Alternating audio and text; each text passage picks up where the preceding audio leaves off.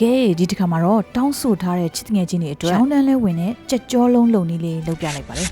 အရင်ဆုံးကြက်သွန်ပြူလေးကို slow motion နဲ့လှည့်ပြီးတော့အခွန်နှွာထားလိုက်ဂျင်းလက်တစ်စက်လောက်ကိုလည်းအခွန်နှွာပြီးတော့ကြက်ရလွယ်အောင်အတုံးလေးတွေတုံးစစ်သားကိုတော့အယိုးမပါတဲ့ရင်ပုံပိုင်းကိုတုံးထားပါတယ်ရေဆေးပြီးတော့စစ်ထား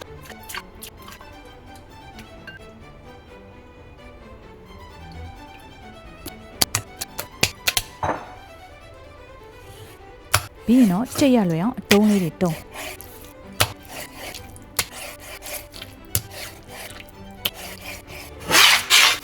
ပြီးရင်တော့ကြက်ကြောလုံးမှာအဓိကပါဝင်ပစ္စည်းဖြစ်တဲ့ကြက်တကောင်လုံးမှာတစ်ချောင်းနဲ့ပါတဲ့အယိုးနှုလေးတွေကိုဖြတ်ထုတ်ကြက်ကြောလုံးလုပ်ရတာလွယ်ပေမဲ့ဒီအယိုးနှုလေးတွေကတော့ရှားရတာခက်ပါတယ်တချို့နေရာမှာတော့အယိုးနှုကြီးပဲတီးတန့်ရောင်းတဲ့ဆိုင်တွေရှိပါတယ်အခုတော့ရှာမရလို့တကောင်ချင်းစီလိုက်ဖြတ်လိုက်ပါတယ်ရပြီဆိုရင်တော့ကြိတ်ဖို့အသားကြိတ်ဆက်ထဲကိုထည့်မယ်ကြက်ရိုးနုကြက်သားချင်းကြက်သွန်ပြူငရုတ်ကောင်းစာပြောင်းကုန်မုံခယူစီပဲငပြရေအကုန်ရောထည့်ပြီးကြိတ်မယ်ပါဝင်ပစ္စည်းတွေအားလုံးအနှစ်ဖြစ်ပြီးတော့အခုလိုတသားတည်းဖြစ်သွားရင်ရပါပြီပြုတ်ဖို့ရေစူအောင်တင်မယ်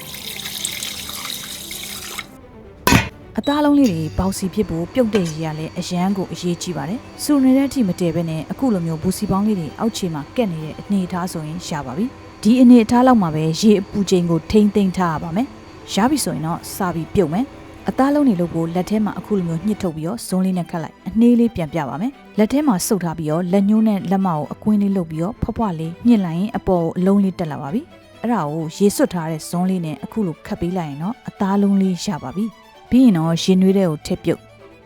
အခုလိုပဲတလုံးချင်းစီကုန်တဲ့အထိလုံးပြီးတော့ရင်နွေးတဲ့ထည့်ပြီးတော့ပြုတ်ထားပေးလိုက်မယ်အလုံးလေးတွေကျက်သွားပြီဆိုရင်တော့အခုလိုမျိုးရေပေါ်မှာပေါ်လာပါပြီရေရဲ့အပူချိန်ကလည်းလက်နဲ့တောင်ထိလို့ရတဲ့အထိနွေးနွေးလေးပဲသွားပါမယ်ပြီးရင်တော့ပေါ်လာတဲ့အလုံးလေးတွေကိုဆယ်မယ်ဆယ်ပြီးချင်းပူနေသေးတဲ့အတွက်အခုလိုမျိုးရေအေးလေးထဲမှာထည့်ပြီးတော့စိန်ထားလိုက်ဒီလိုလုပ်ပေးခြင်းကကြက်သားလုံးထဲမှာရှိတဲ့အပူချိန်ကိုရှော့ချပြီးတော့အသားလုံးကမမာကြီးဖြစ်မသွားစေပါဘူးပြီးပြီဆိုရင်တော့အချင်းဆက်မယ်တမယာသီးကိုရေပိုထွက်အောင်လှိမ့်ပေးထားလိုက်ကြိတ်မခွက်တဲ့ကိုကြက်သွန်ပြူရေဆေးထားတဲ့ငရုတ်သီးစိမ်စားနိုင်တဲ့လောက်ထည့်ပါရေဆေးထားတဲ့နနံပင်လေးတွေကိုမှုှေးအောင်လို့အမြစ်ပါထည့်စားငပြရည်တကြားရေလေးနဲ့ထည့်မယ်ပြီးရင်တော့တမယာရည်လေးပါညှစ်အားလုံးရောထည့်ပြီးရင်တော့ကြိတ်မယ်ချိုးချင်းဆက်အနေထားအတော်ပဲဆိုရင်တွဲစားဖို့အချင်းလေးရပါပြီအချင်းကအခုလိုကြဲကြဲလေးမကြိုက်ဘူးဆိုရင်ရေမထည့်လဲရပါတယ်အစင်းသင်းဖြစ်ရင်တော့ဟင်းပွဲပြင်မယ်ဒီကြက်ကြောလုံးတွေကိုတော့ကင်တာပဲဖြစ်ဖြစ်ကြော်တာပဲဖြစ်ဖြစ်မိမိကြိုက်နှစ်သက်တယ်လို့ပြင်ဆင်သွားလို့ရပါတယ်အခုတော့အပြုတ်တိုင်းလေးပဲစားပါမယ်မြင်တာနဲ့ကိုစားကျင်နေပါပြီအနံလေးကိုမှုေးနေရပဲချစ်တငယ်ချင်းတို့စားပါအောင်အချင်းလေးနဲ့တို့ပြီးတော့ဆွဲပြီးဝေါထုတ်နဲ့ကိုအရန်ကိုစားလို့ကောင်းပါတယ်ကြက်ရိုးနူလေးတွေရှားရတာလွယ်တယ်ဆိုရင်တော့ကြက်ကြောလုံးလေးကိုအိမ်မှာပဲအလွယ်တကူလှုပ်စားလိုက်ပါတော့ပိုးနေလဲအခက်အခဲနဲ့မှအခုလိုတင်ကြလို့ရပါသေးတယ်ကဲစားပြီးပြီဆိုတော့ထုံးစံအတိုင်းစေးကြောရေတုပ်ဝင်းနဲ့အုပ်